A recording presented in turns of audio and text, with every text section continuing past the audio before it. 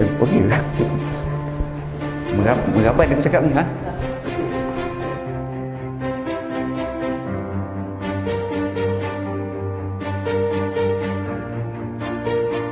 Selamat datang ke Craven A. Craven A ada seperti mana yang kita tengok di sini adalah replika daripada studio Alizem, daripada Alizem Art Studio.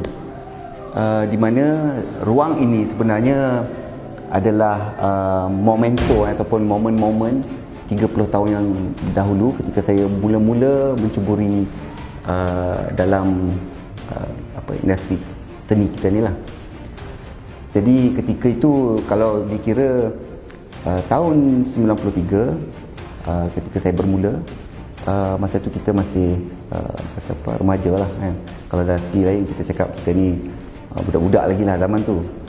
Di mana waktu itu saya praktisnya adalah watercolor. So antara pameran awal yang pernah saya masuk ketika itu, di mana pada pandangan saya lah, zaman 90-an dulu, apabila semua artis dipanggil untuk masuk pameran, semua nak masuk. Di pameran terbuka Galeri Shah Alam tahun 93. Itulah di mana pertama kalinya saya mengikuti pameran lukisan.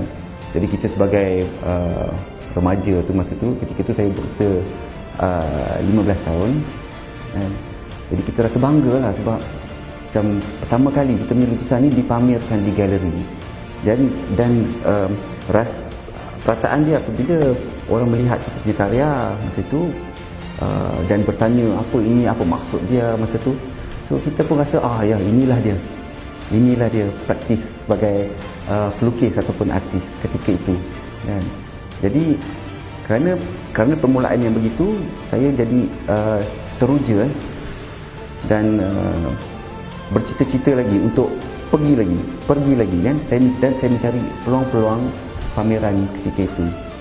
So apa yang dilihat di belakang saya ini adalah lebih kurang kita cerita pasal timeline tu 30 tahun daripada tahun 93 sehinggalah ke hari ini, di mana daripada pameran Galeri Shah Alam akhirnya dia pergi kepada pameran-pameran galeri-galeri swasta, dan kadang-kadang saya dipanggil untuk masuk ke institusi, contoh galeri, contoh Balai Seni Lukis Negara kan.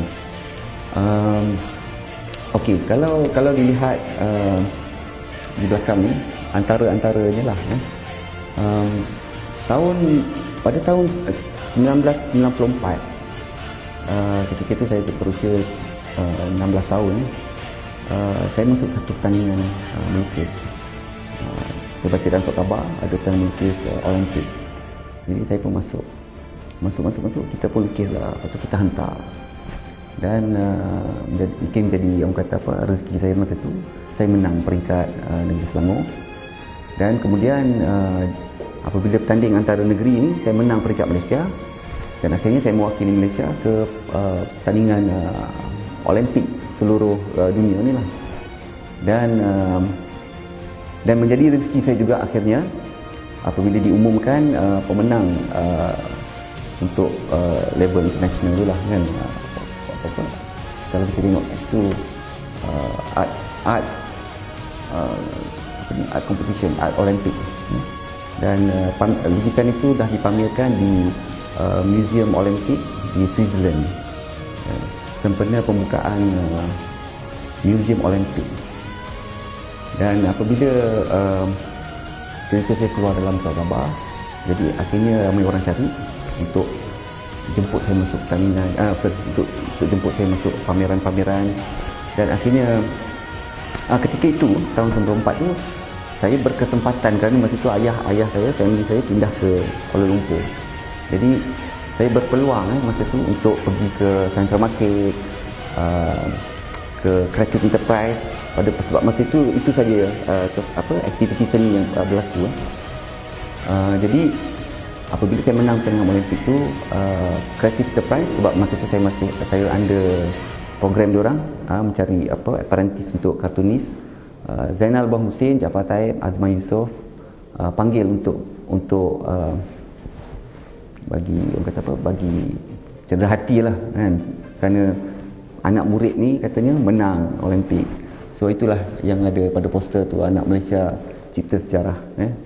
Jadi kerana itu, lepas pada itu saya dipanggil lagi oleh pengurusan Universiti Islam Malaysia untuk masuki satu pameran. Saya cakap terus terang terus terang, saya pada masa itu saya pasti fikir praktis tu adalah kita lukis, watercolor kan. Jadi kita masuk pameran, artis lah kan.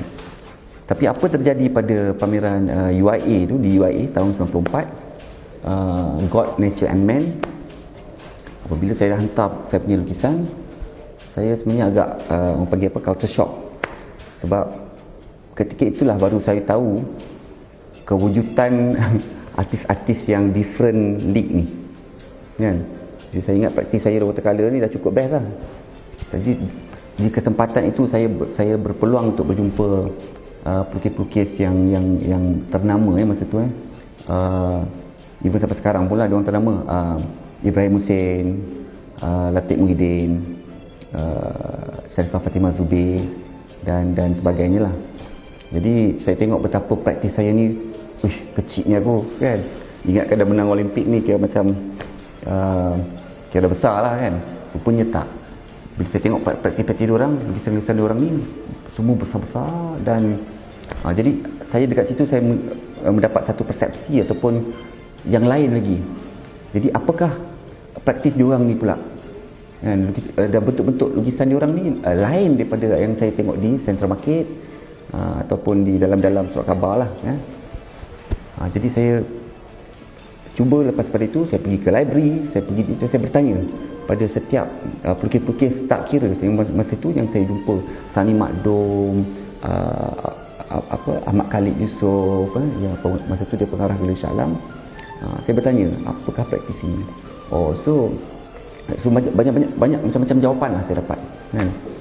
So jadi saya punya adrenalin ni dia membuat-buat Jadi masa itulah saya belajar tentang material akrilik sehingga kepada cat minyak kan.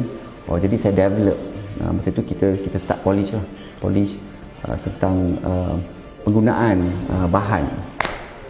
Okey, tapi yalah kita buat artwork, kat mana kita nak letak ni? Jadi saya mencarilah peluang-peluang lain untuk berpameran. So jadinya lepas pada tingkatan 5 tahun 95, saya berpeluang ke sambung belajar ke ITM Shah Alam, di mana saya mengambil jurusan seni halus. Okey. Dan ketika itu pensyarah-pensyarah semuanya artis-artis yang kalau kita cakap selalu keluar surat khabar, keluar magazine, dan mereka ni adalah orang-orang yang prominent ni dalam art scene. Cuba bayangkanlah kita masa tu kita baca dalam buku, kita baca dalam magazine, tapi pada masa itu pelukis-pelukis ni, artis-artis ini di depan mata mengajar. Kita ambil contoh Awang Damik Ahmad. Jadi lepas tu kita jumpa Amrul Umar yang masih mengajar lagi masa itu kan. Jadi saya rasa sangat bertuah dalam masa itu dapat mengenali dan belajar dengan pelukis-pelukis yang saya kagumi lah. Even Yusof Ghani kan, Dr. Mulyadi yang kita selalu baca penulisan dia dalam magazine apa semua masa tu. Jadi diorang ni kira pada saya masa tu kira living legend lah kan. Jadi kita belajar betul-betul. Ada masa kita bersembang dengan diorang apa semua kan. Jadi dekat situ saya rasa praktis saya berubah. Apabila saya masuk ITM, kita consider kalau masuk ITM ni kita belajar more formal lah, maksudnya formal pendidikan formal. Jadi mula kita kenal tentang apa itu yang dikatakan seni, apa yang dikatakan teknik. Jadi bermulalah berlakunya perubahan dari segi cara kita berkarya. Tapi dalam hati saya ni memang daripada kecil tu saya memang minat dan ingin menjadi artis sebab saya baca dalam surat khabar artis-artis luar negara kan, rencana-rencana tentang Picasso, Rembrandt, Caravaggio kan, Michelangelo. Jadi saya rasa macam saya nak jadi macam diorang ni kan. Macam mana nak jadi macam diorang ni pula Itu satu persoalan ketika itu masih dalam saya punya pemikiran lah. Jadi saya cari jalan. Okey, macam mana? Adakah kita lukis-lukis ni lama-lama jadi macam tu, kan? Ataupun macam mana? Adakah siapa yang create benda ni sehingga diorang ni jadi Picasso. Jadi kerana persoalan-persoalan tu, curiosity yang macam tu, saya pun mula, walaupun saya belajar di ITM, tapi saya masih ada sisi yang percubaan untuk mengenal jalan-jalan yang lain. Jadi kerana di ITM tu kita dalam universiti, saya dan sekumpulan rakan-rakan saya, kalau kami ni di masa itu dipanggil kumpulan Dikala Jingga lah, kami mengambil kesempatan lah untuk travel, untuk bereksperimentasi, kan. Dan oleh kerana jika kalau kita minat seni ni, bila kita belajar dalam seni halus ataupun masuk ITM, jadi kita berjumpa dengan kawan-kawan yang sama wave, kita bercakap sama energi. Jadi kita punya adrenalin masa tu nak buat macam-macam, bukan lagi setakat karya, tapi kita juga cuba untuk buat more than that, maksudnya art performing, kita into theater. Oleh kerana selalunya perception pada orang yang terlibat dalam seni ni, diorang ni berbakat lebih sikit, maksudnya diorang bermain muzik, diorang juga boleh berbagai-bagai lah, ada yang boleh buat penulisan kan, apa semua. Jadi combination ni saya jumpa di UiTM. Itu terjadilah kumpulan saya tu di Kala Jingga. Jadi kat situ kita pun menyusun program, macam-macam program dalam universiti hingga pada luar universiti. Kami membuat teater, kami membuat music performing, dan jika kalau di galeri-galeri macam Maybank masa tu, Pelita Hati, kami pergi kadang-kadang bukan sebagai artis, tapi kami pergi sebagai pemuzik, kan. Jadi kita kenal lah ramai orang, kita involve dalam industri tu. Suasana masa tu macam tu, kan. Jadi lepas pada tu saya ada, macam saya cakap tadi, dia berkumpulan di Kala Jingga tu. So itu saya mengambil masa yang lama lah dengan diorang ni, dan kita combine ataupun kita collaborate dengan grup-grup luar yang lain untuk menghasilkan macam teater performing. Dan praktis itu saya bawa sampai habis saya belajar, hingga saya, orang kata apa, lepas belajar tu saya masih bawa. Tapi bila di luar daripada institution tu pun ITM, jadi kita datang kepada dunia realiti ni. Dunia realiti ni bermaksud dunia orang kata apa, cari makan ni lah, cari makan. Jadi kita buat macam-macam masa tu.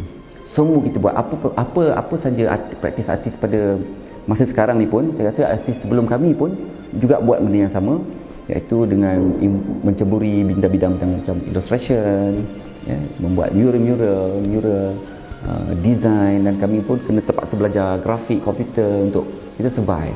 So itulah yang berlaku sehingga 10 tahun benda tu berlaku. Jadi praktis-praktis di belakang saya ni adalah cerminan kepada praktis artis pada ketika itu. Jadi oleh kerana kita punya industri seni ni dia tidak besar, jadi setiap pameran-pameran yang berlaku ni kita akan bertembung orang yang sama, crowd yang sama, mungkin kolektor yang sama, organizer yang sama. Jadi kita jadi satu, orang kata apa, satu kumpulan yang besar masa tu. Dan dia evolve sampai sekarang ni. Jadilah artis-artis yang ternama, ada few yang dah naik namanya, kan. Jadi saya mengambil sikap, oleh kerana minat saya ni juga adalah saya suka dokumen gambar, dokumen poster.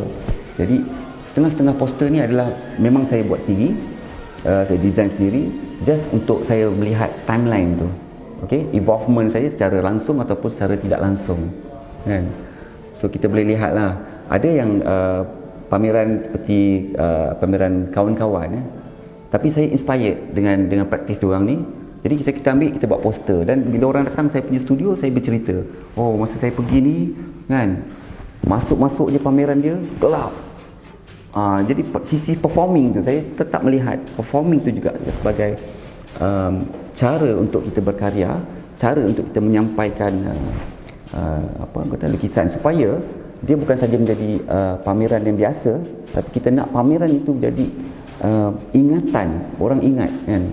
Itulah yang dilakukan pada pandangan saya lah, itulah yang dilakukan oleh old-timer ataupun legend-legend yang sebelum ni lah, seperti Ibrahim Hussein, Latif Muhyiddin, Anwar Rashid, Amrul Umar. Bila kita lebih melihat pameran diorang ni, kita tengok painting dia besar kan. So, dia memberi satu impact yang lain dan bukan lagi pada makna, tapi pada first impression tu juga kan. Jadi saya melihat praktis-praktis diorang ni, jadi akhirnya saya membuat keputusan untuk cuba, saya upaya untuk mengadakan studio saya sendiri, dan membuat praktis-praktis seperti praktis galeri, praktis museum di studio kan. Oleh kerana kita tahu peluang dan opportunity untuk dapat pameran-pameran di institusi itu mungkin sukar, mungkin akan berlaku 10 tahun sekali, ataupun 7 tahun sekali, 5 tahun sekali. Jadi kita cuba mengandaikan ataupun mengadakan ruang itu di studio. Jadi saya percaya dengan apabila kita nak menjadi artis seperti yang orang kata idola-idola ni lah, Ibrahim Hussein, Amrul Umar, Anwar Rashid ni apa semua, kita harus praktis seperti mana diorang ni praktis. Jadi that's why bila pengunjung ataupun kolektor, galeri, kawan-kawan yang mana datang ke studio Alizem tu, dia orang akan melihat section-section dia dekat studio tu lah, di mana dia bukan typical studio, tapi dia juga ada ruang pameran, dia juga ada ruang ekspresi seperti studio muzik kan, stage, lighting. Apa kita lihat di National Gallery ni, itu juga saya cuba apply di studio kan, supaya saya bersedia untuk apabila sampai masanya saya bersedia, bukan saja bersedia untuk di peringkat nasional, tapi di private gallery kita boleh perform at level dan kualiti yang kita nak. Jadi kalau tengok semua poster-poster ni, sebenarnya apa yang berada di balai ni pun sebenarnya baru, saya ingat baru 50%. 50%, saya ada lagi banyak lagi. Cuma ini adalah pemilihan poster-poster ni adalah penting, saya rasa, pasal dia punya masa ataupun timeline daripada tahun 90 sehingga sekarang. Apa praktis-praktis artis kan, ketika itu dan sehingga kini lah kan, dari segi komersialnya, dari segi mainstreamnya, dari segi kalau kata nationalnya, okey apa. So pendekatan ni pada saya interesting kan. Jadi bagaimana perubahan, contoh dia orang bercakap tentang modernis, okey sekarang era contemporary, tapi apa yang berlaku, kenapa berlakunya perubahan tu. Jadi saya melihat, saya suka melihat perubahan tu kan.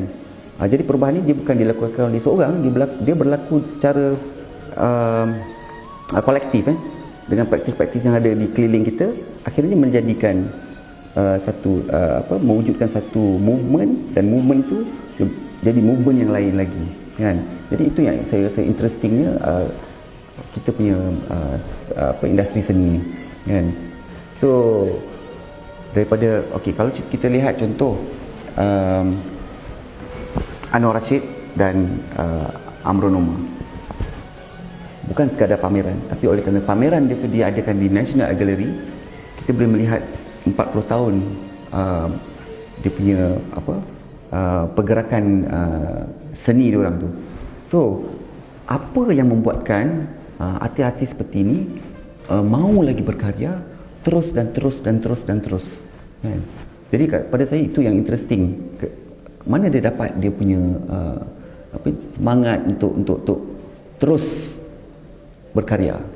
Jadi saya ambil kesempatan untuk berkenal dengan diorang, jumpa diorang untuk kenal ataupun untuk tahu lebih dekat sikap dan disiplin apa yang diorang guna. Sebab benda-benda ni kadang-kadang kita tak dapat di UiTM. Dia adalah praktis. So macam mana benda tu boleh jadi rutin kan? Jadi energi yang macam mana diperlukan untuk kita pergi lagi ke depan kan? Jadi pada saya lah,